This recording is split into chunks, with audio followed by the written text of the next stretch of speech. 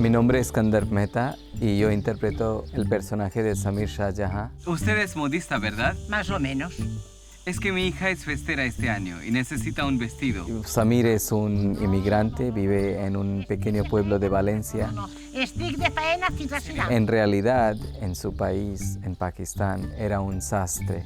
Y entonces aquí quiere confeccionar un bonito vestido para su hija. Y construcción de personaje fue una mezcla de muchas cosas. Yo utilicé mucho material de mi propia infancia, porque en el pueblo donde vivía mi abuelo habían unos modistas que tenían algunas peculiaridades. Las telas no se pueden tocar. Disculpe, no lo sabía. Es que el punto, el detalle... He inspirado es mucho en mi magnífico. propia vida. Entender cómo muchas veces la gente, aunque no tenga mala intención, simplemente por tener ciertos prejuicios, te traten en una manera u otra. ¿Cuánto cuestan? Mucho. Y cómo aguantar contra estos prejuicios. Samir, Sí, señora. anem-nos d'ací.